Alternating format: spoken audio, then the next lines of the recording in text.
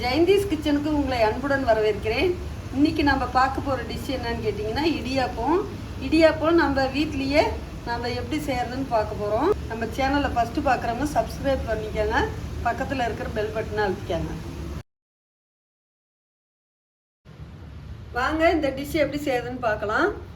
அரிசி வந்து 1/2 கிலோ எடுத்து பச்சரிசி நல்லா ஒரு 4 மணி நேரம் ஊற வச்சு நல்லா க்ளீன் பண்ணி வடிகட்டி வச்சுருக்கிறேன்.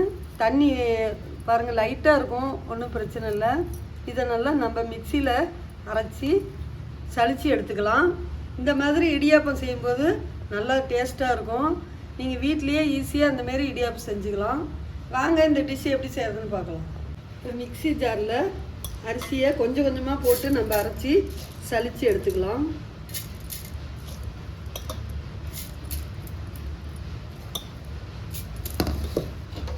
போட்டு அரைச்சிக்கலாம். மிக்சியில் போட்டு நல்லா அரைச்சாச்சு. இப்போ நம்ம வந்து இதில் சளிச்சிக்கலாம். அப்போ தான் கொஞ்சம் நல்லா நைஸாக வரும்.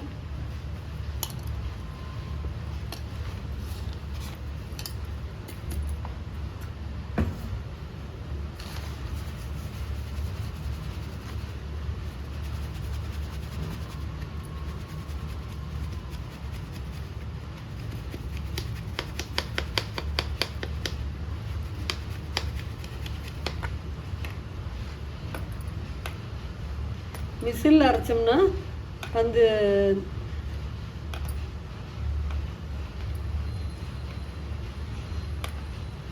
மிஷினில் அரைச்சா இடியாப்பம் வந்து சரியாக வரலன்னு சொல்கிறவங்க இந்த மாதிரி செஞ்சு பாருங்கள், சூப்பராக இடியாப்பம் வரும்.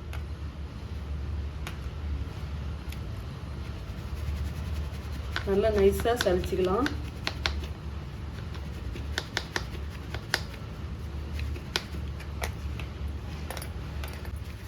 இப்போ நம்ம மாவை கொஞ்சம் சளிச்சாச்சு. கொஞ்சம் குறைன்னு இருக்கிறத வந்து நம்ம மீதி இருக்கிற அரிசியிலேயே இதை நம்ம போட்டு கலக்கிக்கலாம். இப்போ வந்து கலக்கிக்கிறதுனால இதில் கொஞ்சம் ஈரம் இருக்கிறதும் எல்லாமே சரியாயிடும். நல்லா அரைச்சோம்னா நல்லா நைஸாக வரும். இப்போ நம்ம மிக்சி ஜாரில் போட்டு அரைச்சிக்கலாம். மாவை நல்லா நைஸாக சளிச்சாச்சுங்க. இப்போ வந்து இட்லி பானையில் தண்ணி ஊற்றி வச்சுருக்கிறேன். அதுக்கு மேலே இட்லி துணி போட்டு வச்சுருக்கிறேன், இட்லி தட்டு வச்சு. இப்போ அந்த மாவை அதில் கொட்டிக்கலாம்.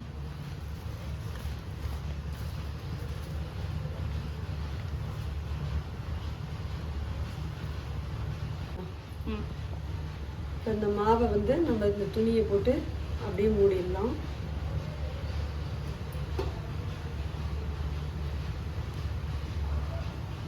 எக்ஸ்ட்ராவாக நம்ம இன்னொரு இட்லி துணி இருக்குல்ல, அதை நம்ம இதுக்கு மேலே போட்டு வச்சிடலாம்.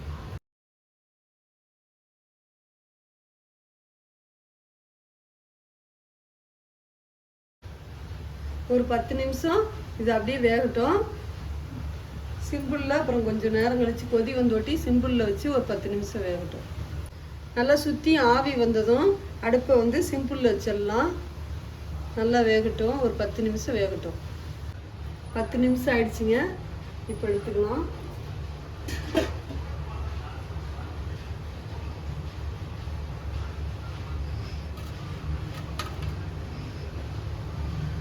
எடுத்து தாம்பாளத்தில் கொட்டிக்கலாம். இல்லை வெயிட் பண்ணு. இது எடுத்து நம்ம ஒரு பவுலில் போட்டுக்கலாம்.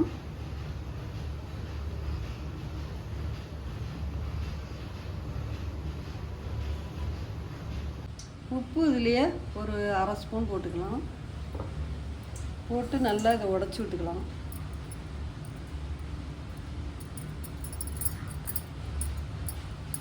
நல்லா தண்ணியை கொதிக்க வச்ச தண்ணியை இதில் நம்ம கொஞ்சம் கொஞ்சமாக ஊற்றி தேவையான அளவு கிண்டிக்கலாம்.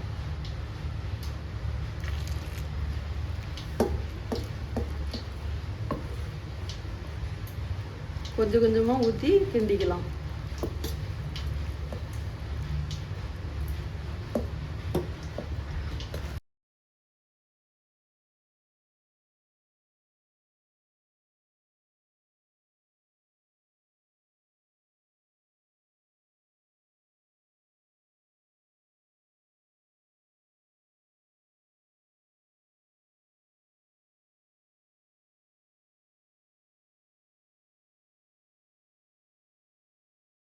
மாவு கிண்டி ரெடி ஆயிடுச்சு. இதுலேருந்து நம்ம கொஞ்சம் மாவு எடுத்து போட்டுக்கிட்டு நல்லா நல்லெண்ணெய் கொஞ்சம் தொட்டு தடவி பிசைஞ்சி நம்ம இடியாப்பம் புளிச்சிக்கலாம். இதை மூடி வச்சிடலாம். அப்போ தான் ஹீட்டு போகாமல் இதுக்குள்ளேயே இருக்கும்.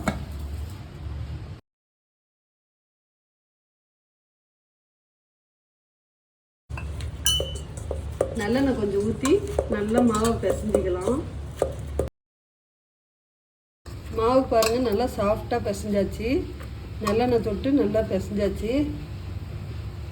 இப்போ வந்து இதில் நல்லெண்ணெய் கொஞ்சம் இதில் தடவிக்கலாம்.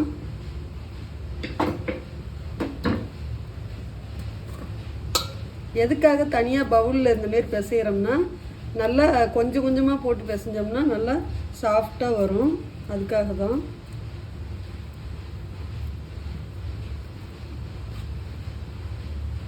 மாவு போட்டு இட்லி தட்டில் புழிஞ்சிக்கலாம்.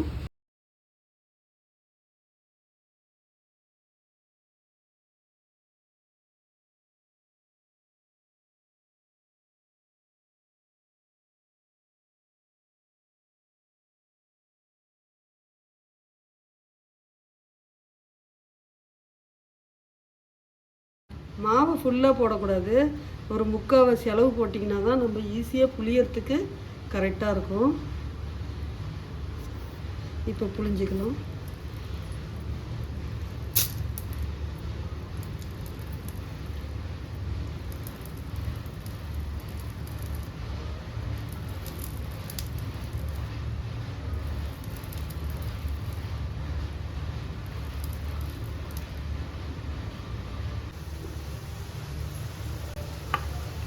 இடியாப்பம் புளிஞ்சாச்சு. இப்போ தண்ணி வந்து 2 சொம்பு ஊற்றி கொதிக்க வச்சுருக்கிறேன். இதில் வந்து நம்ம மேல் இதை வச்சுக்கலாம். இடியாப்பத்துக்கு வந்து மேல் இது வச்சுருக்கலாம். நல்லா வேகட்டும். ஒரு 10 நிமிஷம் வேகட்டும். நல்லா ஃபுல்லாக ஆவி வந்ததும் வந்து அடுப்பு சிம்பிளில் வச்சு ஒரு 10 நிமிஷம் வேகட்டும். இது ஃபுல்லாக ஆவி வந்ததும் ஒரு 5 நிமிஷம் வேகட்டும். சிம்பிளில் வச்சு வேக விடலாம். இடியாப்பம் நல்லா வெந்துருச்சான்னு பார்க்கலாம். சூப்பராக இடியாப்பம் பாருங்கள், நல்லா வெந்துருச்சு. இப்போ வந்து இது பிளேட்டில் எடுத்து போட்டுக்கலாம்.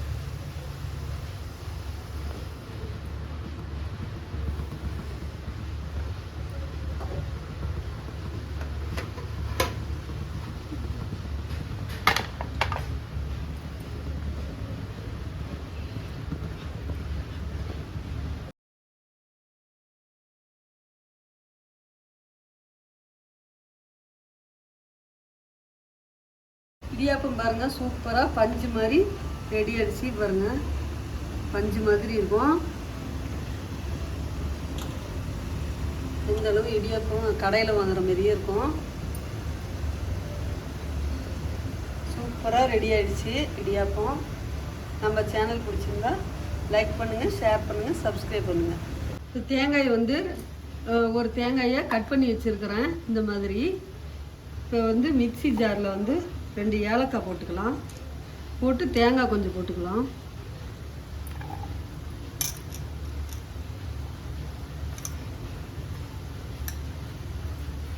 போட்டு ஒரு சுற்று விட்டுட்டு நம்ம நாட்டு சர்க்கரையும் அதிலே போட்டு அரைச்சிடலாம். இது ஒரு சுற்று விட்டு அரைச்சிருக்கிறேன். இப்போ வந்து நாட்டு சர்க்கரையை இதில் போட்டுக்கலாம். கொஞ்சம் போட்டு தண்ணி கொஞ்சமாக ஊற்றி அரைச்சிக்கலாம். அரைச்சி பால் எடுக்கணும். பாருங்கள், தேங்காயும் நாட்டு சர்க்கரை ஏலக்காய் எல்லாம் போட்டு தண்ணி ஊற்றி அரைச்சிருக்கிறேன். நம்ம இது தண்ணி இதில் கொஞ்சம் ஊற்றி பால் எடுத்துக்கலாம்.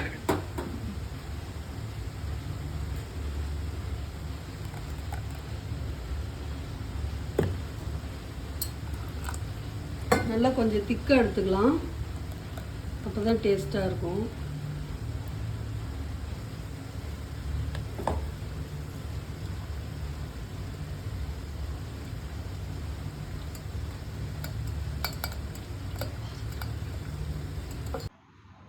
இடியாப்பம் பாருங்கள், சூப்பராக ரெடி ஆகிடுச்சு. பஞ்சு மாதிரி வெள்ளை வெள்ளையர்னு கடையில் விற்கிற மாரியே இடியாப்பம் சூப்பராக ரெடியாக இருக்குது. தேங்காய் பால் பாருங்கள், இதில் தேங்காய் பால் இதுலேயே ஊற்றி சாப்பிட்டுக்கலாம். நாட்டு சக்கரை போட்டு செஞ்சிங்கன்னா திகட்டாமல் இருக்கும், சூப்பராக இருக்கும். ஏதாவது உங்களுக்கு வீடியோ வேணும்னா கமெண்ட் பாக்ஸில் கமெண்ட் பண்ணுங்கள்.